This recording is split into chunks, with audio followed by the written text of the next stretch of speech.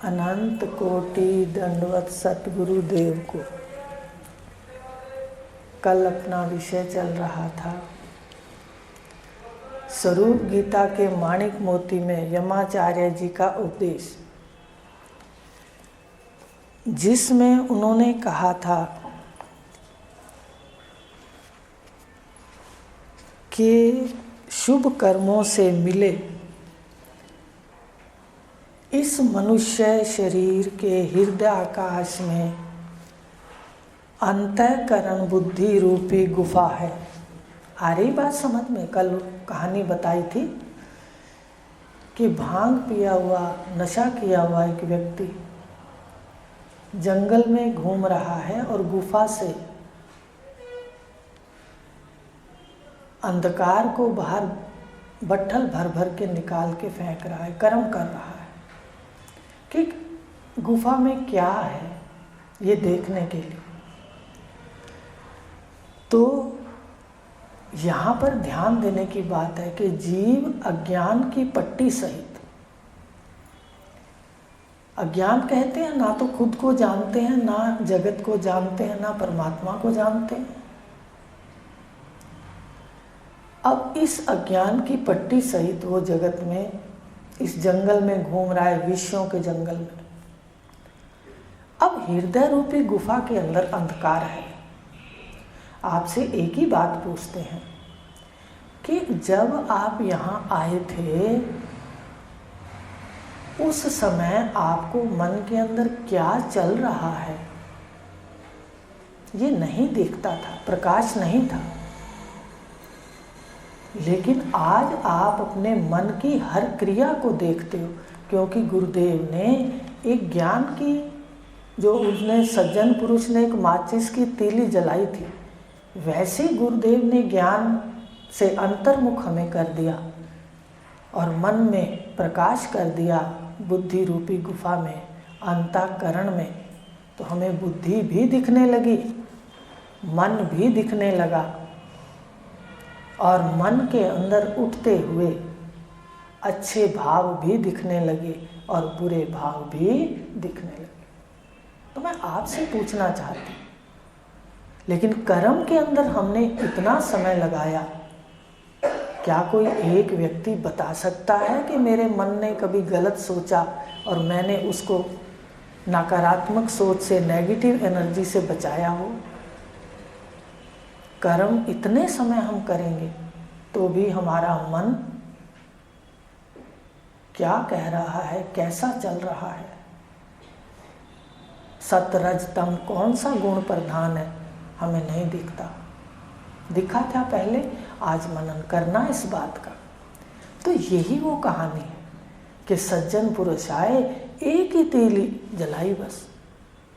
अब सज्जन पुरुष सतगुरुदेव तत्वनिष्ठ आए, ज्ञान का एक ही दीपक जलाया कि तत्वम असि, और फिर गुफा में दिखाया, अभी दिखाएंगे कि हृदय गुफा के अंदर एक तो ये है जो अज्ञान का नशा पी के बैठा है, जो सुनने के लिए आया है, और एक जो मन के पीछे है। बताया था आपको, मन से देखना और मन को देखना दो है। मन से देखने वाला और मन को देखने वाला दो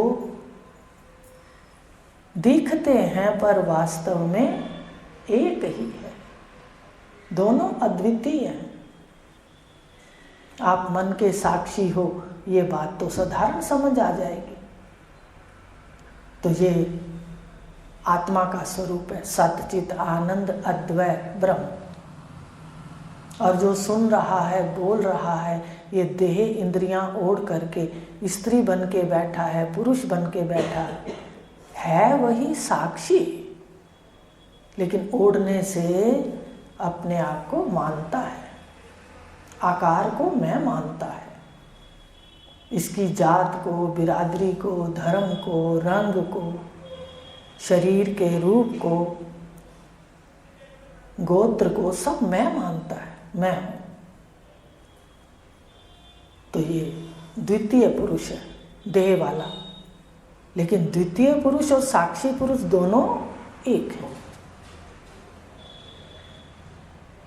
तो इस प्रकार बताया कि इस परमात्मा अंधकार जो गुफा के अंदर है, तो आज हमारे मन के अंदर क्या हो रहा है हमें सब दिखता है, पर पहले हमारे मन के अंदर कितना हमने पुण्य कर्म किया हो।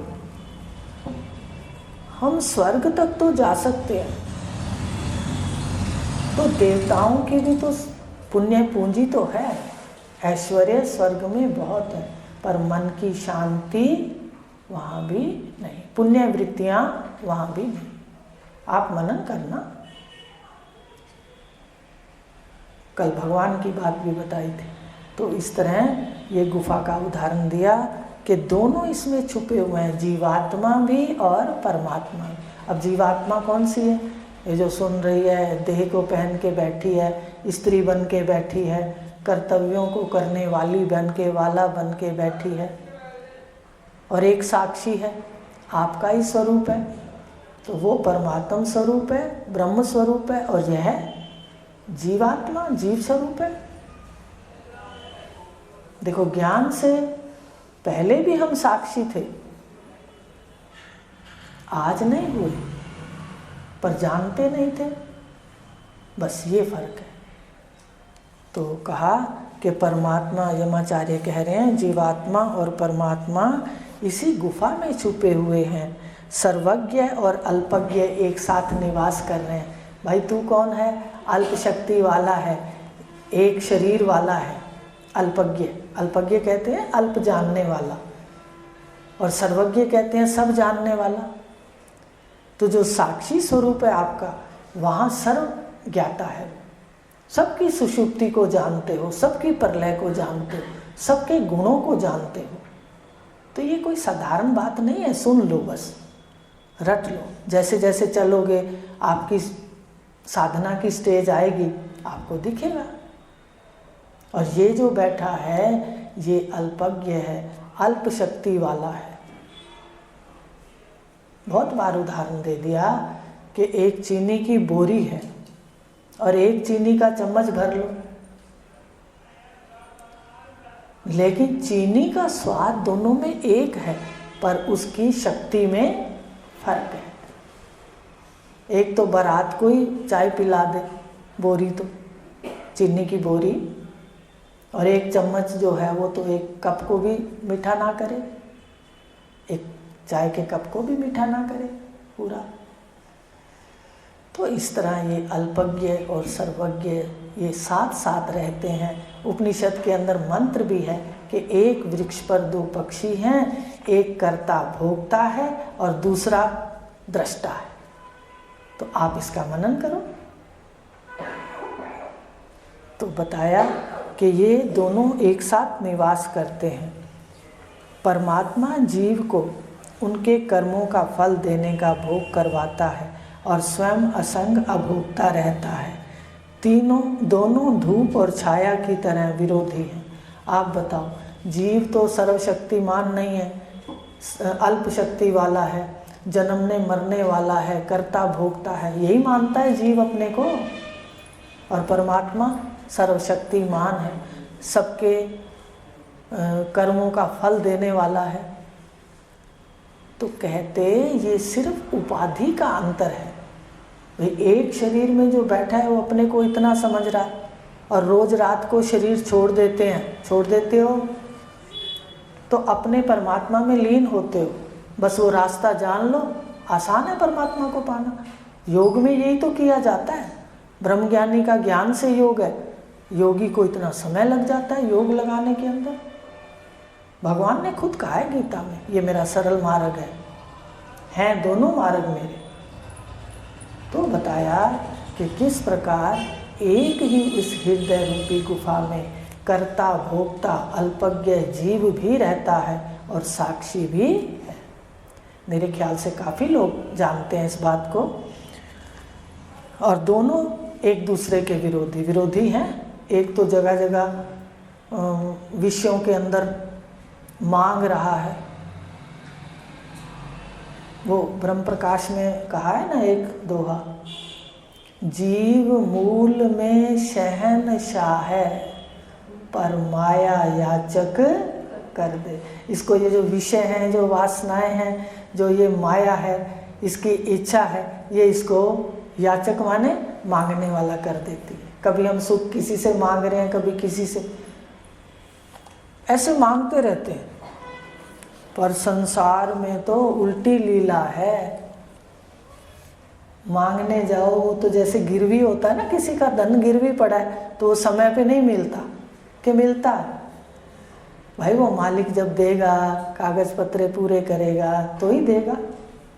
ऐसे संसार में है, हम सुख तो सबसे मांगते हैं, चाहे वो ऐश्वर्य हो, शरीर हो, पुत्र हो, पत्नी हो, पति हो, पर भाई गिरवी सुख की तरह है। सामने वाला दे या ना दे, ये भी साथ कहा गया। तो सांसारिक जितने भी सुख सुविधाएं हैं, उन्होंने कह दिया ये अल्पज्ञ और परमात्मा दोनों क्या है, आपस में विरोधी। एक याचक है और दूसरा दाता है। परमात्मा दाता है, देखो सबको दे रहा है, उसके लिए कभी नहीं आया कि भाई वो याचक है। पर जीव ये सदा ही मांगता है। देखो इसको सब कुछ मिल जाए फिर भी ये मांगना नहीं छोड़ता। कभी ये एक लाइन लगा ले कि बस इतने लाख के बाद भगवान मुझे नहीं चाहिए, कोई एक जना हाथ खड़ा करके बता दे। चलो परमात्मा दम लगा लेंगे, पर ये उतने तक परमात्मा देगा, फिर ये और बढ़ जाएगा आगे, मुझे ये चाहिए। एक गाड़ी मांगेगा, फिर ये कहेगा मुझे तो बड़ी गाड़ियां चाहिए और आगे की आगे चाहिए। यही हो रहा है, देखा करो आंखें खोल के। तो एक तो याचक है और एक सदा दाता है। तो ये विरोधी उसके उपाधि के लक्षण है। ये फिर आपको बताएंगे कभी कि उपाधि के कारण ही ये दोनों भेद है। आप साक्षी भी हो और आप देह वाले भी हो, अभी बैठे भी हो, और काफ़ी लोग इस बात के दर्शन करते हैं कि साक्षी भी हो। तो इस प्रकार दोनों एक ही गुफा में रहते हैं। परमात्मा को प्राप्त करने की सामर्थ्य भी परमात्मा से प्रार्थना करने पर प्राप्त होती है। देखो ये जीव जो है ये कर्मों से बंधा हुआ है, इसको सिर्फ परमात्मा से मिलना है तो परमात्मा की कृपा चाहिए, नहीं तो इसको पता ही नहीं होता। ये कितनी पूजा पाठ करता है पर इसको दो चीज़ें नहीं मिलती, कल भी बताई थी, एक मन की शांति और दूसरा परमात्मा, क्योंकि अंधकार नहीं दूर हुआ ना। और अंधकार के लिए हमारे उपनिषद ने कहा, भगवान ने गीता के अंदर कहा, पवित्र करने के लिए भी कहा कि ज्ञान के बिना, चौथे अध्याय में कहा भगवान ने, ये मन पवित्र नहीं होगा। तो इस प्रकार ये परमात्मा से प्रार्थना करनी चाहिए। अब देखो आपका एक प्रश्न होगा कि ब्रह्म ज्ञान के अंदर परमात्मा का क्या काम, भाई ऐसे मांगने का क्या काम। अभी आप कह रहे हो कि आप अपने स्वरूप में बैठो, आप सत्य संकल्प और सत्य काम हो। पर मेरे बहन भाइयों, जब तक हमारी वो साधना जागृत नहीं होती, हम जीव भाव बने बैठे हैं, शरीर बने बैठे हैं। शरीर है नहीं है क्या बताइए। एक यहाँ छोटा सा बैठने वाला साधक भी जो कहेगा मुझे समझ नहीं आता, वो भी कहेगा मैं शरीर नहीं। तो इस प्रकार शरीर बन के जब बैठते हैं, जीव भाव उठते हैं, तो प्रार्थना करनी चाहिए, तब परमात्मा की जरूरत होती।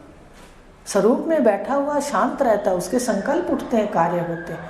पर जब हम बैठे देह में हैं तो हमें प्रार्थना करनी चाहिए। जीव भाव में ईश्वर की आवश्यकता होती है। चाहे वो गुरु को ले लो, ये आपकी निष्ठा है कि आप किस पर श्रद्धा करते हो। उसमें श्रद्धा में झगड़ा नहीं है, झगड़ा तो मन के भावों का है, ये बदल दें बस।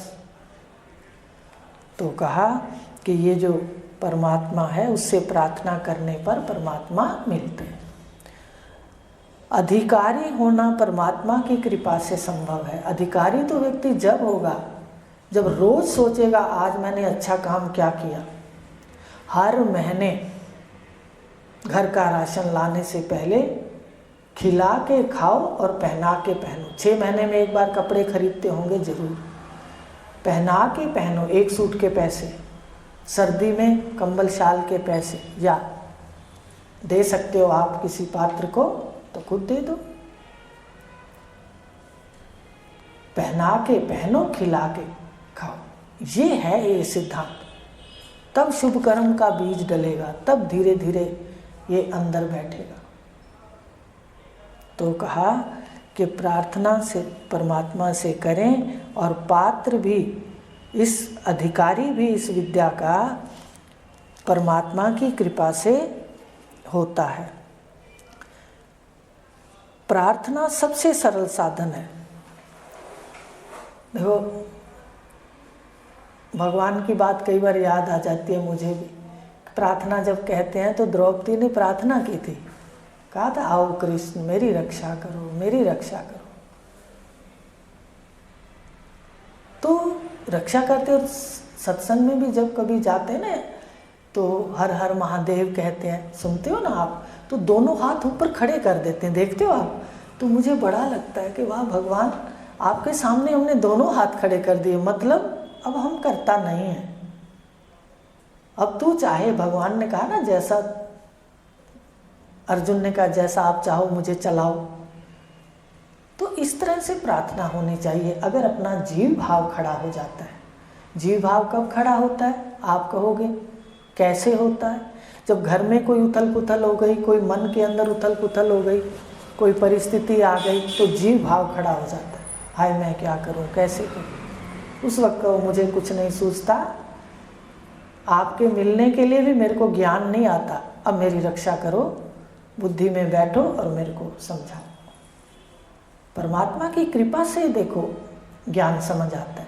फिर तत्वज्ञ पुरुष मिलते हैं, फिर तत्वज्ञ पास में हो और कोई पहचाने ना, ये भी तो बात है। भगवान कृष्ण थे तो क्या सभी उनको पहचानते थे? बताइए। उन्होंने गीता के अंदर स्वयं कहा कि मनुष्य देह लेने पर ये मूढ़ मेरे को ही नहीं मानता, मूढ़ कहा।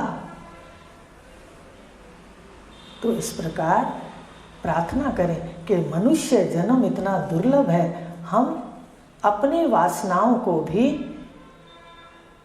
योग सहित भोग सहित जीवन चले। योग सहित भोग, पहले परमात्मा से योग भी करें और फिर संसार में विचरण भी करें, क्योंकि विषयों से आए बैठे हो ना, वासनाओं से आए बैठे हो आप।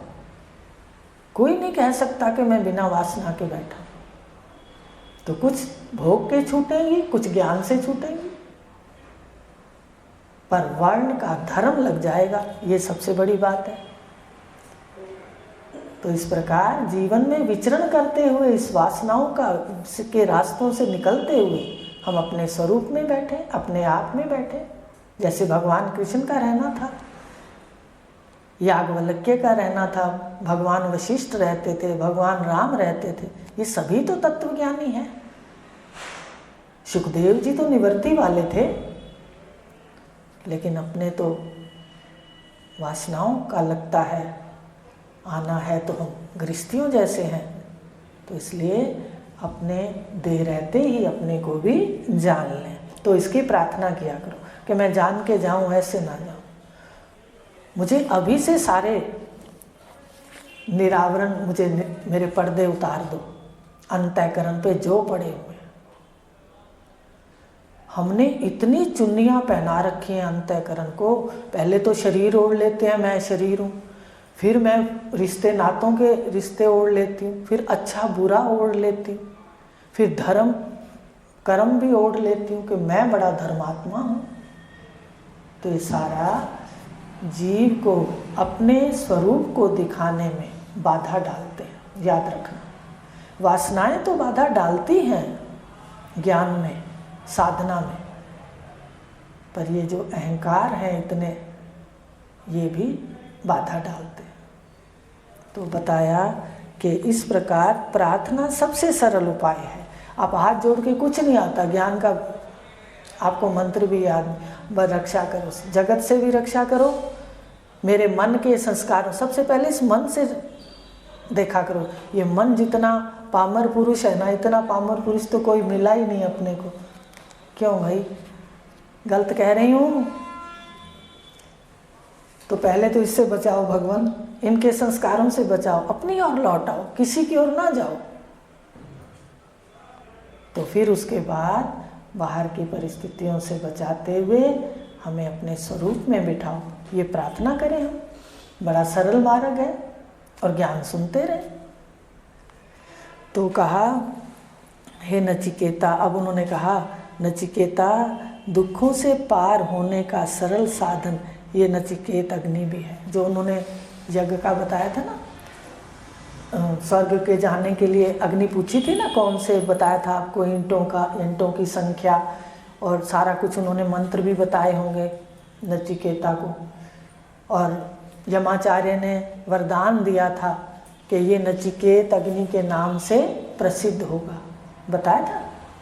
स्वर्ग जाने की जो विधि है उसको किस नाम से बताया?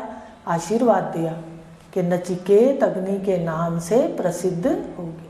अब उसके लिए भी सुन लो कि जो निष्काम भाव से यज्ञ आदि करते हैं परमात्मा के लिए, वो भी आगे सीढ़ियां चढ़ जाते हैं।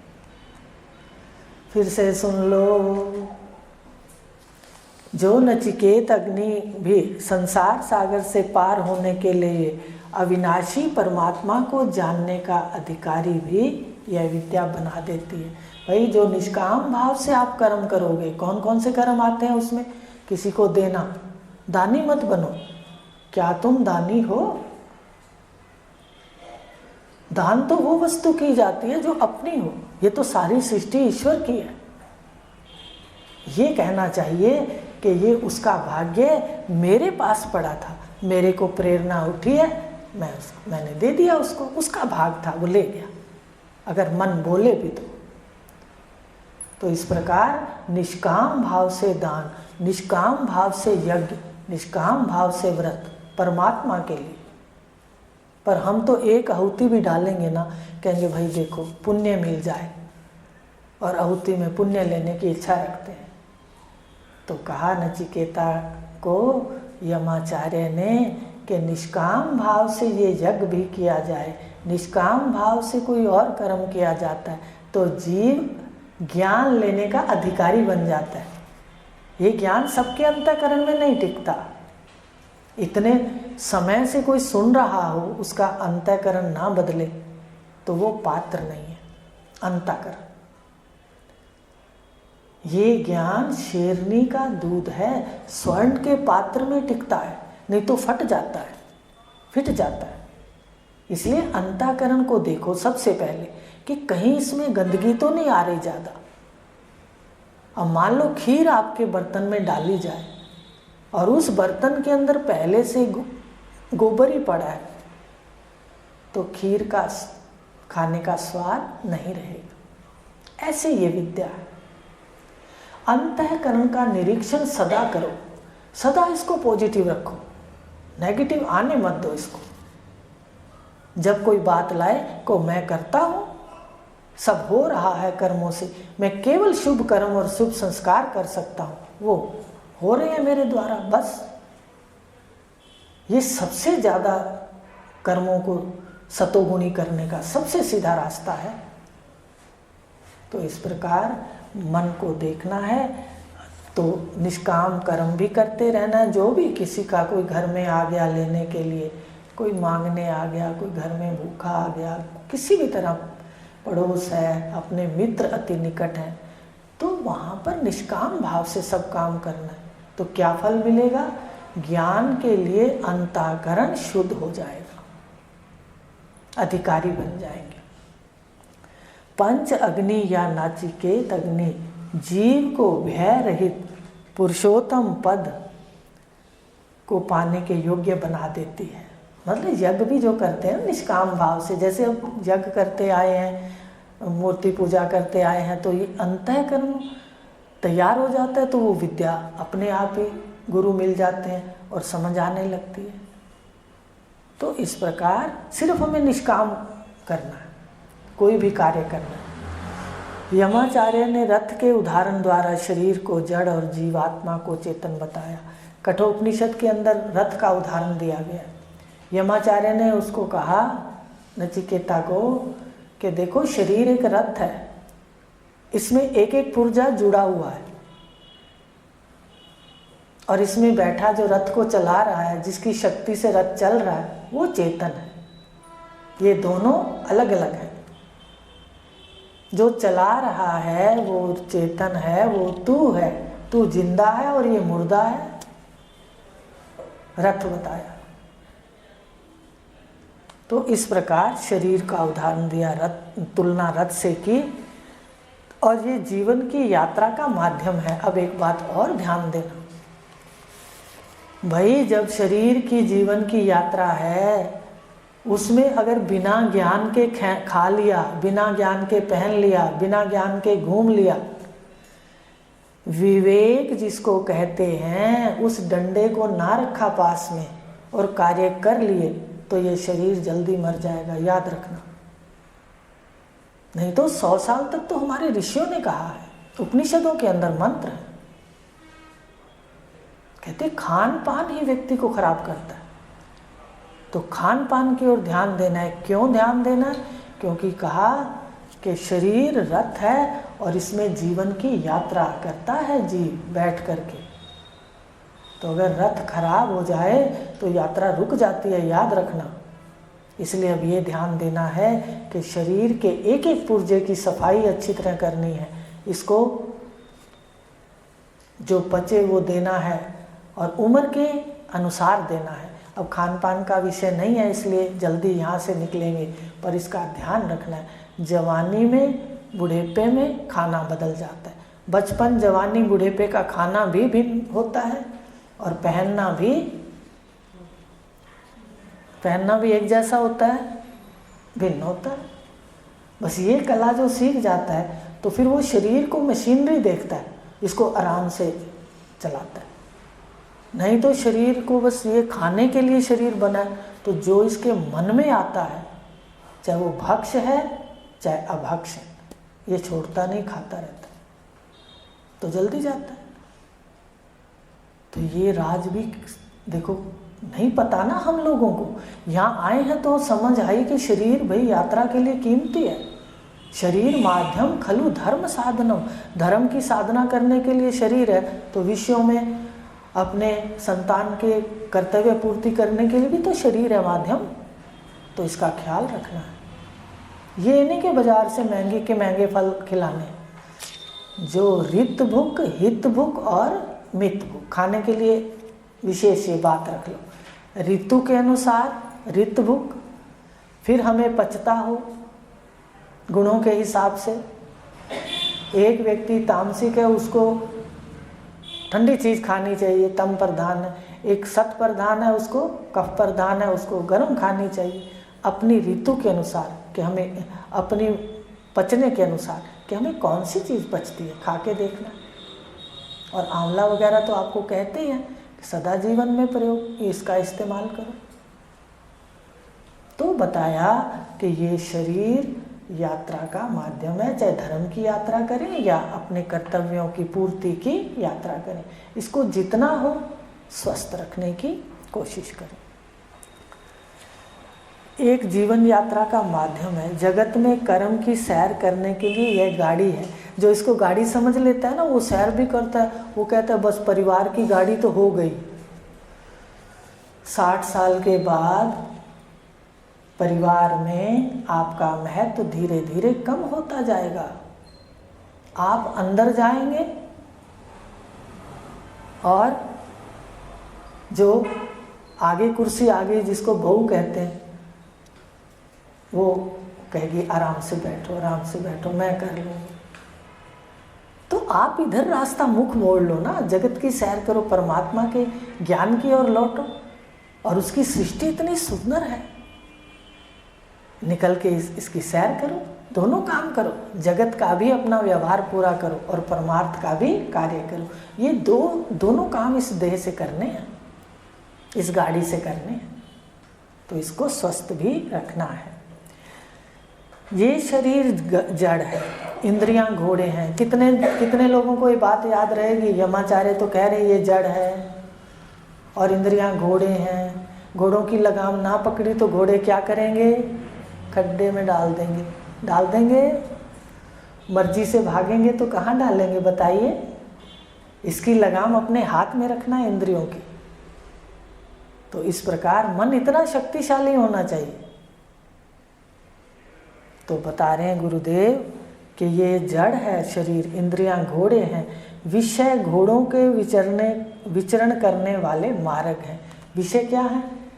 ये इसमें घोड़े दौड़ते रहते हैं, कभी कोई विषय की गली में चले जाते हैं, कभी किसी गली में निकल जाते हैं। हमें ध्यान देना चाहिए। आँख के माध्यम से निकलेंगे तो कौन सा जगत होगा? रूप। आँख की गली से निकलेंगे तो रूप ही रूप देखेंगे। कान की गली से निकलेंगे तो शब्द ही शब्द सुनेंगे। नासिका की गली से निकलेंगे तो गंध ही गंध देखेंगे। त्वचा की गली से निकलेंगे तो स्पर्श देखते रहेंगे। देखो कितनी गलियां हैं जीव के पास। तो जानकार गलियां देखता है और अज्ञानी इसको मैं देखता है। तो ज्ञान मार्ग से इस देह को उतार के रखना है, इसके पीछे हो जाना है, मन के पीछे। बस कुछ नहीं आता ना आपको, छलांग लगा के मन के पीछे चले जाओ और ज्ञान सुनते रहो, बड़ी जल्दी तरक्की हो जाती है साधना में। तो बता रहे हैं कि इंद्रियां घोड़े हैं, विषय घोड़ों के विचरण करने वाले मार्ग हैं, मन घोड़ों की लगाम है, बुद्धि सारथी है। भगवान ने गीता के अंदर भी कहा है बुद्धि सारथी है। जिसकी बुद्धि सही चलती है वो तो सही चलाएगी। अगर बुद्धि का जो सारथी है, जो बैठा है घोड़ों की लगाम लेकर, वो अज्ञानी है तो क्या करेगा? विषयों के खड्डे में जाके गिरेगा बार बार। और ज्ञानी है तो आराम से सारे रास्तों में जाएगा। तो ये ज्ञान इतना भगवान कृष्ण का इतना महत्व रखता है और इतना सरल है, थोड़ा सा प्रयास करने पर भी समझ आने लगता है। तो बताया कि ये मन घोड़ों की लगाम है, बुद्धि सारथी है, जीवात्मा रथ का स्वामी है, आप इसके स्वामी हो। शरीर, इंद्रियां और इसके साथ रहने वाला जीवात्मा ही कर्मों का कर्ता और भोक्ता है। कर्मों का कर्ता भोक्ता कौन है? जो इंद्रियां आदि ओढ़ के बैठा है, यही करता है कि मैं सब कुछ करता हूँ, मैं ही भोगने वाला हूँ, लेकिन करने वाला कोई और है। समझ रहे हो? ये इसको समझ आएगी। रथ पे बैठा हुआ रथ का स्वामी है। अब मनुष्य शरीर के अंदर इसके हाथ में है, चाहे तो रथ को खड्डे में डाल दे और चाहे इसको सुंदर बगीचों के अंदर घुमाए। अब ये आप जैसा चाहो। भगवान ने भी गीता में कहा विमृशई तद अशेषेण यद इच्छसी तथा कुरु, कि अब मैंने तुझे सारा कुछ बता दिया, शेष अपने पास कुछ नहीं रखा, अब तू जैसी तेरी इच्छा हो वैसा कर। तो इतनी छूट दे दी कि बता दिया कि अगर बुद्धि को ज्ञान ना दिया और इसकी लगाम ढीली हो गई तो घोड़े कहाँ गिरेंगे? खड्डे में, विषयों के खड्डे। और अगर इसकी बुद्धि को ज्ञान दे दिया, सारथी को ज्ञान है, समझदार है सारथी, तो वो सुंदर सुंदर सैर कराएगा इस रथ से। तो अब गुरुदेव भी कह रहे हैं कि भगवान भी कह रहे हैं तेरी इच्छा है वो कर। अब मैंने सब कुछ बता दिया, खड्डों में डालना है शरीर के माध्यम से, ठीक है, इस रथ को, या सुंदर सैर करनी है जगत की। तो इस प्रकार आज इतना लेंगे। अब गुफा के हृदय को भी जाके देख लेना कि पहले कैसा था, आज प्रकाश है, आज हमारे अंदर कोई भाव उठता है, हमें दिखने लगता है। कह दूं या ना कहूं, सही है ये बात। और पहले हमें कभी नहीं दिखा यहाँ आने से पहले कि हमारे मन में क्या है, हमने इसको कैसे मोड़ना है। आज हमें समझ है, भले हम ना करें, उसको ना मोड़ें वासना के वश, पर हमें एक बार दिख जरूर जाता है कि ये सही है या गलत है। आज इतना ही लेंगे। हरि ओम शांति।